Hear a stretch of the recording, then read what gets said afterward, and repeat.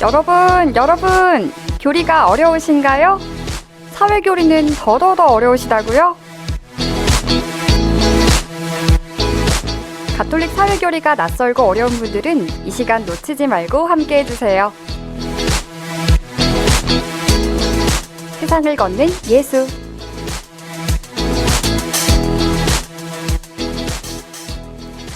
광주대교구 사회사무국장 조정은 안토니오 신부님과 함께합니다. 신부님 어서 오세요. 네, 안녕하세요. 조정은 신부입니다. 네, 신부님 며칠 전 추석이었는데요. 좀 잘 지내셨나요? 네, 절대 아프면 안 되는 추석. 저는 다행스럽게 아프지 않고 잘 지냈습니다. 네. 저희 본당 신부하고는 다르게 교구청 신부들은 이제 연휴 빨간 날 다 쉬어가지고 5일이나 되는 긴 연휴였습니다. 그래서 집에 가서 부모님 뵙고 식사도 하고 많이 먹지 말라고 하는 전도 적당히 먹고 그냥 추석 연휴 기간에 방송 준비도 하고 저는 그렇게 보냈습니다. 네. 지금 이제 곳곳에 꽃무릇이 한창 피고 있습니다. 그래서 이 꽃무릇에 있는 그 뿌리 성분에 그 절에 있는 탱화 그 그림 있죠? 네. 그리고 단청 이걸 보존하는 데 사용을 했다고 합니다. 그래서 이 꽃무릇이 보통 절 주변에 많이 피어 있습니다. 네. 지금 이제 연휴 기간에 그래서 한평에 있는 용천사라고 하는 절에 꽃무릇을 보러 갔는데 거기는 조금 실망했고 근처에 있는 영광의 불갑사에 가서 꽃 구경했는데 거기는 많이 피어 있더라고요. 물론 아직 완전히 만개하지는 않았습니다. 영광 불갑사는 이번 주말까지 이제 꽃무릇 축제를 한다고 하니까 혹시라도 시간 되시면 바람도 쐴 겸 가보시면 좋을 듯합니다. 그렇게 여기저기 움직이다 보니 추석 연휴 다 끝나고 일상으로 돌아왔고 5일간 쉬었다가 출근하려고 하니 모든 직장인들이 느꼈겠지만 몸은 좀 힘들었지만 또 시간 지나서 잘 적응하고 또 오늘에 이르렀습니다. 네, 그래도 벌써 오늘이 금요일입니다. 네. 하루만 더 으쌰으쌰해서 또 주말을 맞이해보면 좋을 것 같아요. 네. 세상을 걷는 예수 방송 시작하면서 지난 시간 내용 살펴보는 의미로 저희가 중간 점검 퀴즈를 내드리고 있는데요. 자, 오늘도 문제 나갑니다. 국가는 고유하게 국가에 속하고 오직 국가만 할 수 있는 임무를 수행하고 그보다 작은 단체들, 지방자치단체라든지 시민사회 단체들도 고유 역할을 수행할 수 있도록 감독하기보다는 그들의 공간을 법적, 제도적으로 열어주는 보조 역할을 해야 한다는 사회교리의 원리는 무엇일까요? 1번 공동선의 원리, 2번 보조성의 원리. 네, 제가 문제 한 번 더 내드리겠습니다. 잘 듣고 정답을 맞춰주세요. 사회교리의 중요한 원리의 하나로 국가는 고유하게 국가에 속하고 오직 국가만이 할 수 있는 임무를 수행하고 그보다 작은 단체들, 지방자치단체라든지 시민사회단체들도 고유 역할을 수행할 수 있도록 감독하기보다는 그들의 공간을 법적, 제도적으로 열어주는 보조 역할을 해야 한다는 사회교리의 원리는 무엇일까요? 1번 공동선의 원리, 2번 보조성의 원리. 신부님께서 참여 방법 알려주시겠어요? 네. 100원의 정보 이용료가 있는 휴대전화 문자 메시지 샵 5005번으로 보내주셔도 되고 CPBC빵 앱을 다운받으신 분들은 무료 메시지 창인 빵톡 이용하셔도 좋고요. 또 유튜브 댓글로 여러분이 생각하는 정답을 남겨주셔도 좋습니다. 네, 참여해주신 분들 가운데 선정해서 저희가 소정의 선물 보내드리겠습니다. 여러분의 많은 참여 바라고요. 향기로운 오후 주님과 함께는 매월 말에 선물을 취합해서 발송하고 있습니다. 그래서 여러분이 생각하시는 것보다 선물이 다소 늦게 도착할 수 있으니까요. 참고 부탁드리고요. 100원의 정보 이용료가 있는 휴대전화 문자메시지 샵 5005번, CPBC빵 어플의 무료 메시지장 빵톡, 유튜브 댓글 등으로 여러분이 생각하는 정답 보내주시면 되겠습니다. 자, 그럼 지난 시간 복습하는 것 좀 해볼까요, 신부님? 네. 사회교리를 시작하면서 가장 중요한 원리는 결국 인간의 존엄성이라고 말씀을 드렸습니다. 교회가 세상의 문제에 대해서 말할 수 있는 힘의 원천은 하나님께서 창조하신 모든 인간이 동등하고 존엄하다는 기본 원리에서 시작을 합니다. 그래서 하나님의 모상대로 창조된 인간은 어떤 상황에서든지 자신의 존엄성을 존중받아야 하고 또 누구나 행복을 누릴 권리가 있습니다. 그런데 인간은 홀로 살아가는 존재가 아니라 다른 사람과 함께 사회와 함께 공동체 안에서 살아가고 있습니다. 그래서 개인의 행복은 결국 더불어 함께 행복할 수 있어야 한다는 것입니다. 그래서 여기서 나오는 원리가 바로 이제 공동선의 원리다라고 말합니다. 공동선은 최대한이 아니라 모든 사람이 행복할 수 있게 하자. 비록 다수에게 도움이 된다고 하더라도 소수의 누군가가 고통을 받게 된다면 이것은 공동선이 아닙니다. 특별히 교회는 세상에서 고통받는 대표적인 이들을 가난한 사람들이라고 표현을 합니다. 그래서 교회는 가난한 사람들을 늘 우선적으로 선택해라 하고 요구를 합니다. 그리고 지난주에 이제 또 하나의 원리인 보조성의 원리에 대해서 말씀을 드렸습니다. 신명기 또 18장에 나오는 이스라엘의 모든 백성이 자신들의 모든 문제를 모세에게 가져오고 모세가 밤 늦게까지 혼자 일하는 모습을 일하는 것을 보면서 장인 이트로가 모세에게 충고를 했던 부분이죠. 네, 제가 지난 시간 성경 구절을 직접 읽어드렸는데요. 장인의 충고를 들은 모세는 크고 어려운 일만 처리하고 천인대장, 백인대장, 50인대장, 10인대장을 뽑아 상황에 따라서 처리하도록 하죠. 네, 보조성의 원리가 잘 표현된 성경 구절 맞습니다. 또 이 보조성의 원리가 시대적 상황, 당시 시대적 상황인 공산주의와 파시즘이라고 하는 국가 권력으로부터 인간을 또 지켜내기 위해서 생겨난 것인데 새로운 사태 26항에 처음으로 이 보조성의 원리가 등장합니다. 국가는 개인이나 가정을 장악하는 것은 부당하며 개인이나 가정이 공동선과 다른 사람의 권리를 침해하지 않는다면 국가는 개인이나 가정이 가능한 한 자유로이 활동할 수 있도록 배려해 주어야 한다. 국가의 통치자들은 사회 전체나 일부 구성원들이 자신의 권리를 침해당하고 손해를 입게 되는 상황에서 그 침해를 회복하거나 미연에 방지할 만한 별다른 방법이 없을 때 악이나 위험을 제어하기 위한 다른 방도가 없을 때 하나여 법이 개입해야 한다. 이렇게 설명을 합니다. 그래서 사회교리에는 이제 4가지 중요한 원리가 있습니다. 지금까지 3가지를 말씀드렸죠. 인간 존엄성의 원리, 공동선의 원리, 이제 보조성의 원리, 그리고 오늘은 마지막으로 연대성의 원리에 대해서 좀 설명을 하겠습니다. 아나운서님이 연대 하면 떠오르는 게 뭐가 있으세요? 연세대 아니죠? 네. 네. 저는 시온 모양의 한자인 사람 네, 인자가 네. 좀 떠오르긴 하는데요. 이 글자가 사람과 사람이 서로 기댄 모습이라고 하더라고요. 네. 그래서 사람이는 글자가 이 사람이 혼자 살 수 없는 존재를 의미한다고 이야기를 들은 적이 있는데 그 이야기를 들었을 때 저도 좀 고개를 끄덕이게 됐던 것 같아요. 네.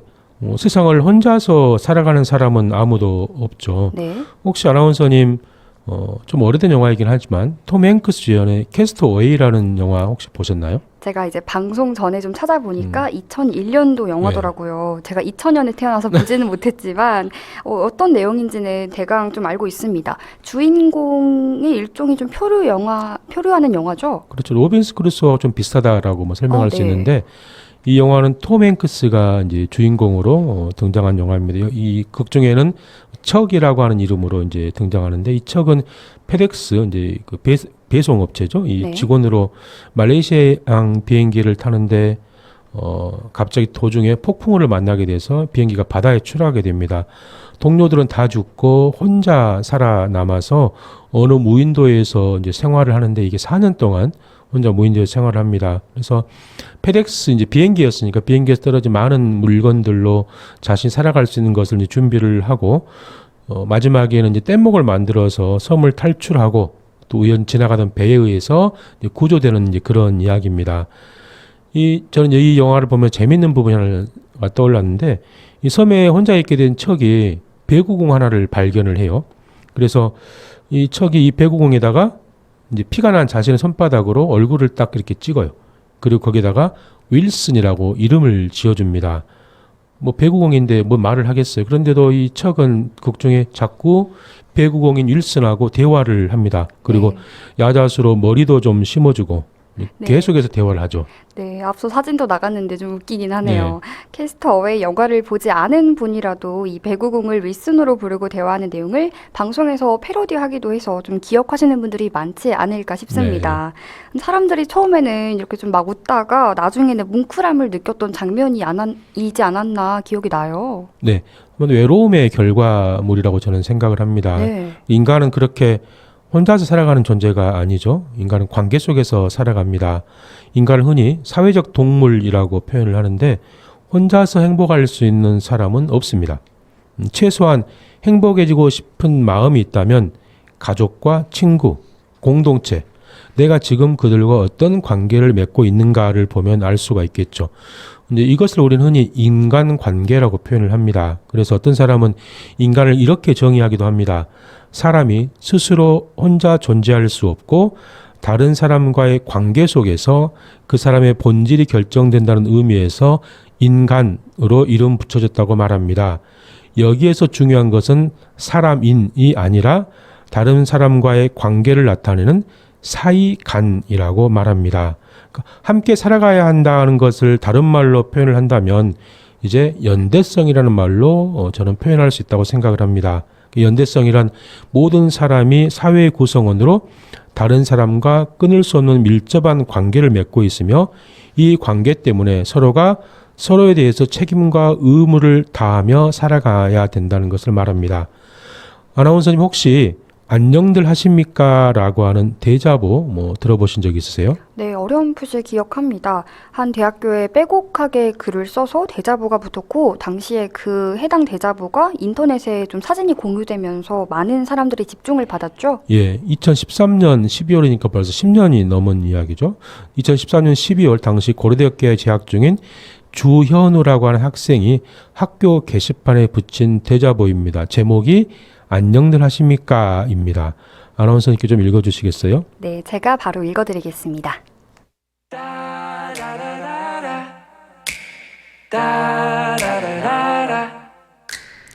어제 불과 하루 만의 파업으로 수천 명의 노동자가 일자리를 잃었습니다.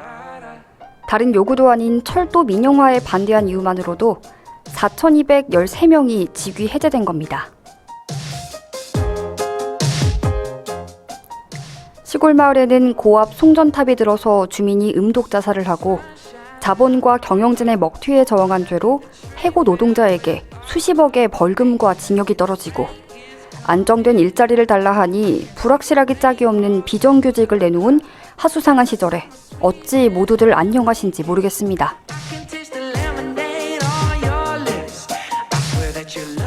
88만 원 세대라 일커더지는 우리들은 세상은 가난도 모르고 자란 풍족한 세대, 정치도 경제도 세상 물정도 모르는 세대라고들 합니다. 우리는 정치와 경제에 무관심한 것도 모르는 것도 아닙니다.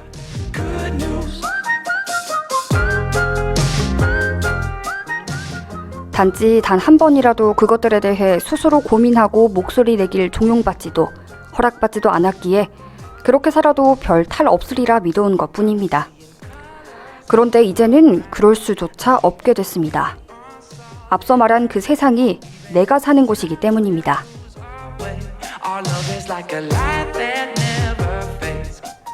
저는 다만 묻고 싶습니다. 안녕하시냐고요. 별 탈 없이 살고 계시냐고요. 남의 일이라 외면해도 문제 없으신가? 혹은 정치적 무관심이란 자기 합리화 뒤로 물러나 계신 건 아닌지 여쭐 뿐입니다.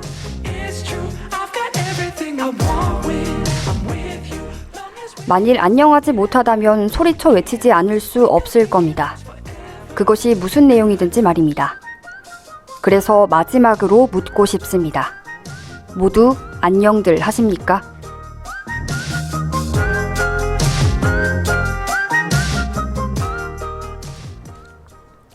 저도 애청자 여러분들에게 이렇게 인사를 드립니다. 모두 안녕들 하십니까? 나에게 문제가 없으니 다들 괜찮을 거야 라고 생각하지 않는 것. 나하고는 별로 관련도 없는 일인데 괜찮을 거야 라고 생각하지 않는 것. 내 주위의 누군가에게는 도저히 상상하지도 못한 일들이 벌어지고 있음을 알아차리는 것. 연대의 시작이라고 저는 생각을 합니다. 한 번쯤은 들어보았을 마르틴 니멜러 목사의 그들이 처음 왔을 때라는 시가 있습니다. 나치가 공산주의자들을 덮쳤을 때 나는 침묵했다. 나는 공산주의자가 아니었기 때문이다. 그 다음에 그들이 삼인당원들을 가두었을 때 나는 침묵했다. 나는 삼인당원이 아니었기 때문이다. 그 다음에 그들이 노동조합원을 덮쳤을 때 나는 침묵했다. 나는 노동조합원이 아니었기 때문이다. 그들이 나에게 닥쳤을 때는 나를 위해 말해줄 이들이 아무도 남아있지 않았다. 나치의 만행에 적극 동조하진 않았어도 무관심으로 방조했던 침묵하는 다수를 비판하는 글입니다. 간추린 사회교리 195항에서도 연대성에 대해서 이렇게 설명을 합니다. 연대성의 원리는 우리 시대의 모든 사람이 각자 자신이 속한 사회에 빚을 지고 있다는 인식을 기를 것을 요구합니다. 먹고 자고 무엇인가를 누리며 살아가는 것 결코 나 혼자만의 작품이 아닙니다. 내가 알지 못하는 누군가가 내가 알지 못하는 시간에 만들어 놓은 것을 내가 지금 누리며 살고 있는 것입니다. 세상 속에서 산다는 것은 결국 빚을 갚는 것이 아닐까 저는 이렇게 생각을 합니다. 아나운서께서 두켓 19항을 좀 읽어주시겠어요? 두켓 19항의 내용입니다.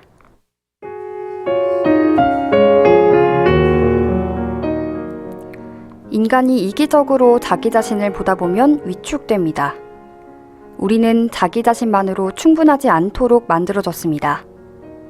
우리에게는 공동체가 필요하고 하느님께 나아가는 것이 필요합니다. 그러므로 우리는 스스로에게서 벗어나야 합니다. 우리는 사랑을 위해 창조됐기 때문입니다. 우리는 사랑함으로써 우리 자신을 넘어서 다른 사람을 향하고 궁극적으로 하느님을 향합니다. 자기 자신을 향하는 것은 죄를 짓는 것과 같습니다. 사랑하지 않는 사람은 사랑할 수 없는 사람은 자기 소외 속에서 사는 것입니다. 이것은 사회 전체에도 마찬가지입니다. 소비와 생산, 기술적 생존을 전면에 부각시키는 곳에서는 연대성과 인간애가 결핍될 것입니다. 그런 사회는 인간을 위해 존재하는 것이 아니라 인간이 사회를 위해 존재하는 것입니다.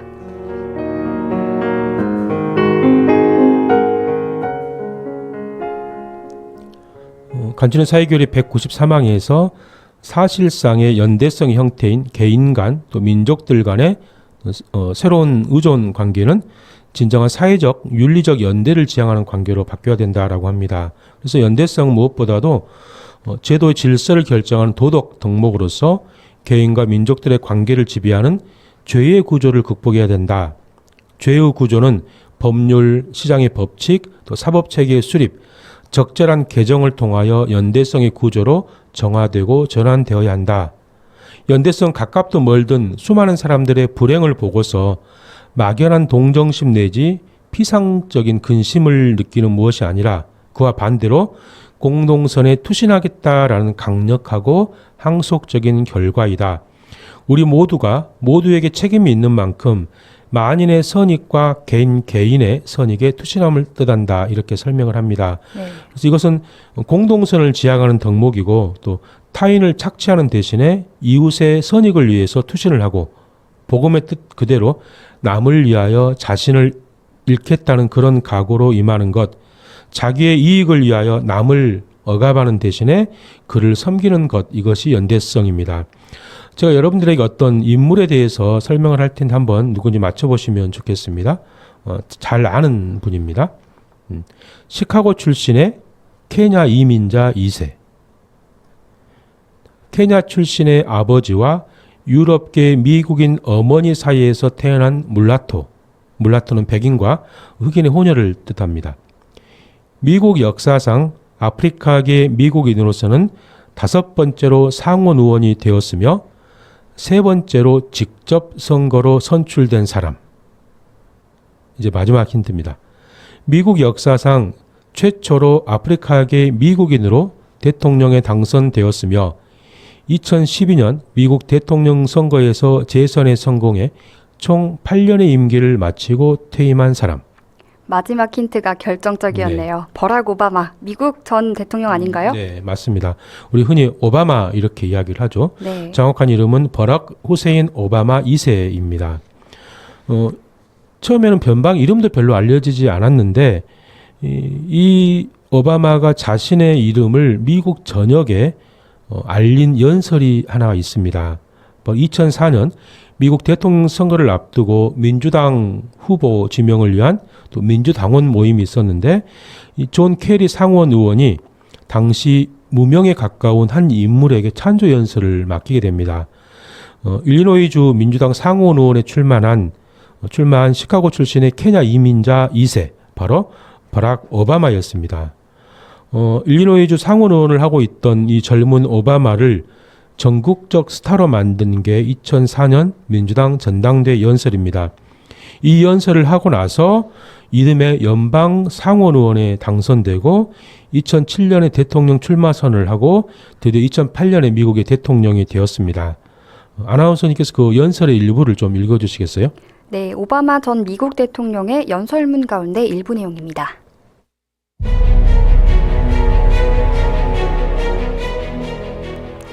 오늘은 특별히 저에게 영광스러운 날입니다. 보시다시피 제가 이 연단에 서 있다는 것은 일어날 수 없는 일이기 때문입니다. 내 아버지는 케냐의 조그마한 마을에서 태어나고 자라 미국으로 유학을 온 외국 학생입니다. 그는 염소를 치면서 성장했고 양철지붕으로 된 학교에 다녔습니다.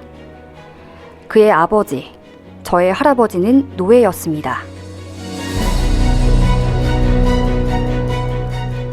나는 우리 모두가 하나로 연결되었다는 믿음이 있습니다. 만약 시카고 남부 지역에 글자를 읽지 못하는 아이가 있다면 그건 내 아이의 문제입니다. 어딘가에서 어떤 노인분이 약값을 낼 돈이 충분치 않아서 약값과 집세 중에 하나만 선택해야 한다면 그녀가 제 할머니가 아닐지라도 제 삶마저 가난하게 됩니다. 아랍계 이민자 가족이 법적 도움이나 적법한 절차도 거치지 않은 채 구속된다면 그건 나의 인권이 침해당하는 일입니다.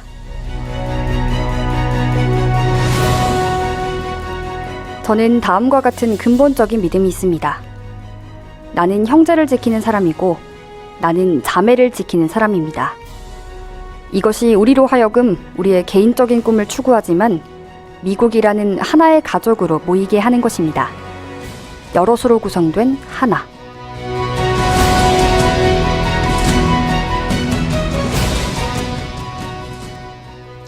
배현철 교수라고 하는 사람은 자신의 전서 신의 이류한 질문에서 오바마가 말한 저는 제 형제를 지키는 자입니다 라고 하는 말을 창세기 4장 9절과 연관시켜서 해석을 합니다. 제가 창세기 4장 8절에서 9절을 읽어드리겠습니다.